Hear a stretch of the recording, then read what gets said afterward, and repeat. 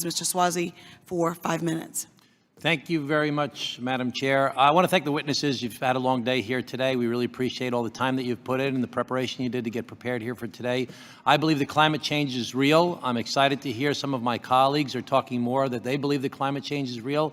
We had a hearing here a few months ago where they talked about that they believe we need to protect pre-existing conditions. So politics sometimes work. You can persuade people that what the right answer is, what the truth is. And the fact that people are recognizing on the other side that climate change is real is a big step forward. A lot of people in the world are recognizing that climate change is real. The Pentagon is now required, pursuant to the National Defense Authorization Act, to consider climate change when looking at our bases, when looking at droughts, future conflicts. Businesses are doing that. We heard earlier about the pharmaceutical companies that are looking to make money off of the effects of climate change and the effects on asthma and other diseases. Construction industries are preparing for it. Mr. Wright talks about all the different issues that insurance companies are preparing for. A lot of people are preparing for the reality of climate change. So we've made big progress.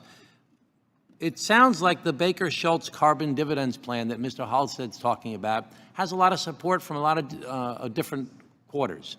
And I've talked to some of my colleagues, and they say, well, I don't have a problem with that, but I don't like the idea that it's all going to dividends. I'd like to see some of it spent on innovation, and I'd like to see some of it spent on infrastructure and some of it on other things. I want to ask each of the witnesses, including you, Mr. Powell, do you support the Baker-Schultz carbon dividend plan, or I want to get something done.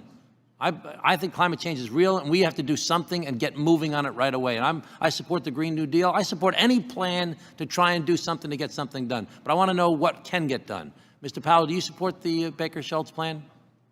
I do not. And what's the reason you don't support it? First, I don't think that it is a politically realistic plan. I think that we've seen much more bipartisan support for carrot-based policies. What do you think that stops? What do you think that stops Republicans from supporting this plan? I think that it focuses on making traditional energy more expensive rather than clean energy cheaper. Okay. Mr. Halstead, we know you support the plan, obviously. Would you consider supporting some amendments to it to have the money that's generated from it invested in other ways, or do you only want to see it going to dividends? Our coalition believes that the best use would be dividends because that makes it equitable and popular with the American public, which of course is essential for a bipartisan plan to pass. Mr. Wright, how do you feel about this plan? Climate mitigation is not my area of expertise, but I would tell you anything that climate mitigation is not my area of expertise, but I would say anything that moves forward in a bipartisan way is a good path forward. Dr. Jha? Also not my area of expertise, Congressman, but as I said in my opening testimony, anything that reduces our reliance on fossil fuels is good for America's health, and I would be supportive of that. Dr. Marvel, I know that you only talk about what carbon dioxide does when it affects the atmosphere, but do you have any feelings about this particular plan?